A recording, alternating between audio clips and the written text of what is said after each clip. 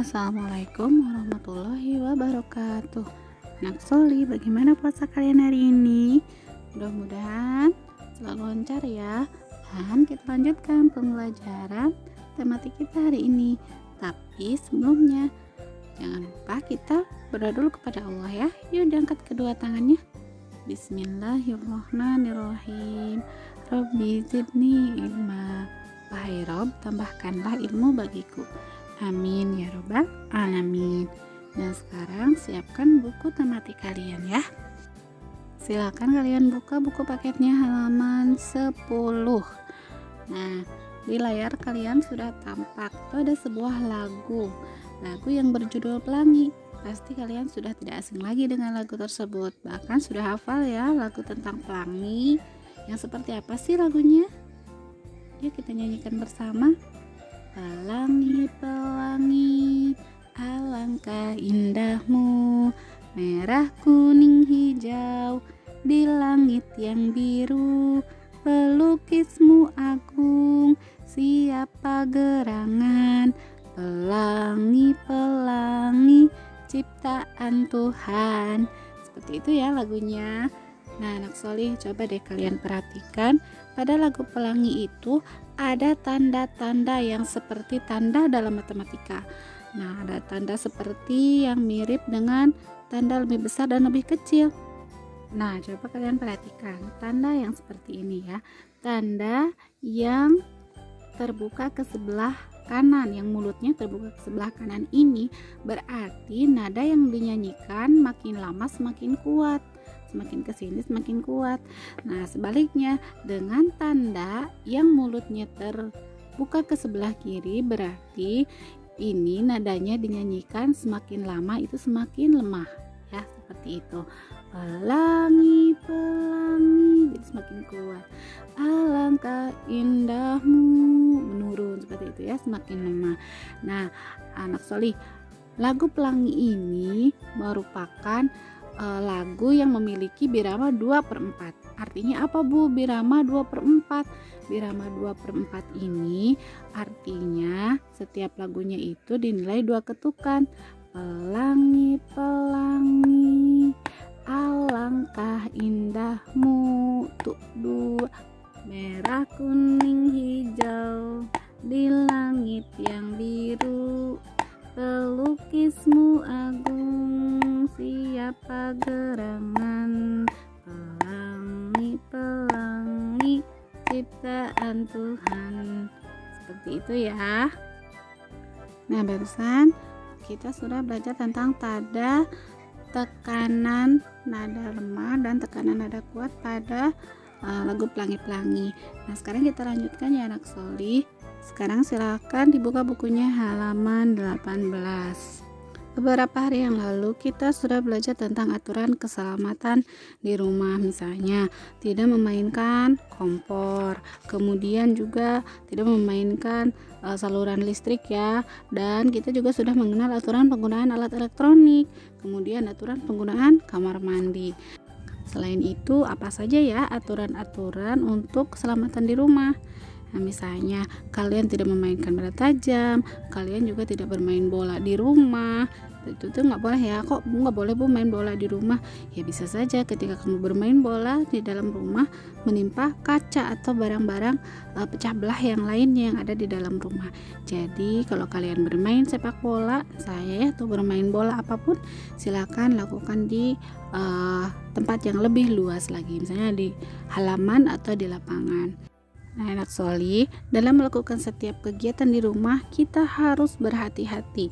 Simak ya penjelasan yang akan Bu Guru bacakan pada halaman 18 ini. Aturan keselamatan di rumah. Meskipun di rumah, kita semua harus tetap menjaga keselamatan ya, karena kan kecelakaan itu bisa terjadi di mana saja. Nah, simak ya. Aturan keselamatan di rumah. Dalam melakukan setiap kegiatan di rumah, kita harus hati-hati agar tidak membahayakan diri sendiri. Kita harus mengikuti aturan keselamatan berikut ini.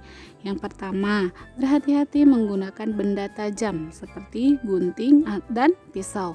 Nah, selain itu banyak lagi ya benda tajam selain gunting dan pisau. Jadi harus hati-hati ketika menggunakan benda-benda tajam tersebut. Kemudian yang kedua, berhati-hati saat membawa benda yang mudah pecah. Apa saja benda yang mudah pecah? Ya, piring kaca, gelas kaca, kemudian guci itu mudah pecah ya, atau mangkok seperti itu. Kemudian yang ketiga, menghindari bermain api. Nah, di rumah harus hati-hati juga ya ketika misalnya bermain api. Apa saja yang biasa menghasilkan api? Ada kompor gas ya, itu kita harus hati-hati menggunakannya. Kemudian yang keempat, menghindari bersentuhan dengan benda beracun. Tuh, nggak boleh memainkan benda beracun. Seperti apa sih benda beracun? Ya seperti obat anti serangga atau cairan pembersih. Cairan pembersih apa? Bisa cairan pembersih toilet atau cairan pembersih lantai dan lain sebagainya. Makanya penyimpanan obat-obat anti serangga atau cairan-cairan pembersih harus terhindar dari jangkauan anak-anak gitu. Dan yang kelima, tidak bermain mengenai fisik atau anggota badan. Jadi tidak bermain, tidak dijadikan mainan gitu ya mengenai fisik kalian, mengenai anggota tubuh kalian. Tidak dijadikan pisau bahan mainan melukai misalnya, itu tidak boleh. Atau semprot-semprot ke badan, itu nggak boleh ya.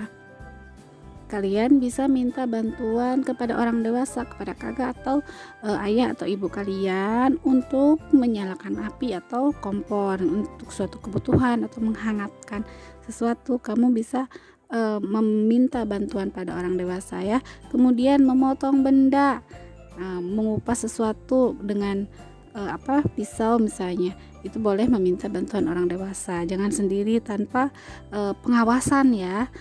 Yang ketiga, membawa benda yang mudah pecah, yang sangat mudah pecah, atau misalnya terlalu berat atau besar, itu minta bantuan ya, seperti itu. Itu usaha kita menjaga keselamatan di rumah. Memang kenapa Bu, dalam melakukan kegiatan itu kita harus hati-hati. Tentu saja kita harus selalu hati-hati dimanapun, di rumah, di tempat bermain, ataupun di sekolah. Harus tetap berhati-hati supaya menghindari kecelakaan, menghindari hal-hal yang tidak diinginkan. Terus, apa yang akan terjadi jika kamu bermain api? Kenapa sih kok bermain api nggak boleh? Nah, apa yang akan terjadi kalau kamu bermain api? Bisa saja tanganmu terbakar, atau misalnya lupa mematikan sumber api, lupa mematikan kompor, atau misalnya gasnya diputer nggak nyala ternyata apinya, tapi gasnya tetap keluar bau. Tiba-tiba ada yang menyalakan api atau apa, terjadi konslet, bisa terjadi kebakaran. Makanya tidak boleh, harus hati-hati. Kemudian siapa sih yang harus dimintai tolong untuk menyalakan api atau kompor? Nah, bisa minta tolong kakak yang sudah lebih besar mungkin ya, ayah atau ibu, atau juga mungkin bibi. Pokoknya orang yang lebih dewasa ya, orang dewasa. Seperti itu ya anak Soli. Tetap kalian hati-hati meskipun kalian tinggal di rumah, meskipun kalian bermain di rumah. Ikuti peraturan tentang keselamatan di rumah kalian masing-masing. Setiap rumah pasti memiliki aturan berbeda-beda, dan kalian wajib mengikuti aturan yang telah diatur oleh keluarga kalian. Nah, sekarang kita lanjutkan lagi anak Soli ke halaman 30. Kalian masih ingat dengan kalimat tanya? Tentu ya, insya Allah. Nah, kalimat tanya itu digunakan untuk menanyakan sesuatu, dan pada akhir kalimat tanya terdapat tanda tanya. Itu ciri dari kalimat tanya ya, di akhirnya selalu ada tanda tanya. Selain ada tanda tanya, ciri utama kalimat tanya juga menggunakan kata tanya. Kalian masih ingat kan kata tanyanya apa saja? Kata tanyanya coba kalian lihat ada di tabel ya. Ada kata tanya apa, kegunaannya untuk menanyakan sesuatu, keadaan atau perbuatan. Kemudian kata tanya siapa, untuk menanyakan pelaku atau nama. Kemudian kapan untuk menanyakan waktu. Yang termasuk waktu itu apa? Jadi untuk menanyakan jam, tanggal, hari, bulan, tahun, menggunakan kapan ya. Kemudian kata tanya di mana. Kata tanya di mana kegunaannya untuk menanyakan tempat. Nah, anak Soli, itu dia ya sekilas tentang kata tanya dan kegunaannya. Nah, sekarang coba kalian perhatikan di halaman 31. Pada halaman 31 ini ada tugas untuk membuat kalimat tanya ya, dengan menggunakan kata apa, siapa, kapan, dan di mana pada buku tulis. Nah, yang kedua, membuat kalimat tanya berdasarkan gambar dan kata tanya berikut. Nih, yang harus kalian kerjakan adalah yang bagian B-nya. Kalian tugasnya membuat kata tanya berdasarkan gambar. Yang nomor 1 ini gambarnya kira-kira sedang apa ya? Ini ada kakak yang sedang menggambar ya, karena di sini ada pewarna dan di sini juga ada adik. Nah, gunakanlah kata tanya apa ketika kalian membuat kalimatnya berdasarkan gambar. Kemudian yang kedua, ini anak-anak sedang bermain yoyo, berarti gunakan kata tanyanya adalah di mana. Berarti kalian harus menggunakan kata tanya di mana untuk membuat kalimat berdasarkan gambar yang sesuai dengan yang ini. Kemudian gambar yang ketiga, ini sedang di pulang sekolah ya, suasana pulang sekolah dalam keadaan hujan. Nah, berarti kata tanyanya adalah kapan. Berarti kamu harus membuat kalimat tanya dengan menggunakan kata kapan berdasarkan gambar. Dan yang terakhir, kamu harus membuat kalimat tanya dengan kata tanya siapa yang sesuai dengan gambar. Seperti itu ya anak Soli. Semoga kalian bisa memahaminya. Jangan ragu untuk bertanya. Sekian tugas tematik hari ini. Selamat belajar.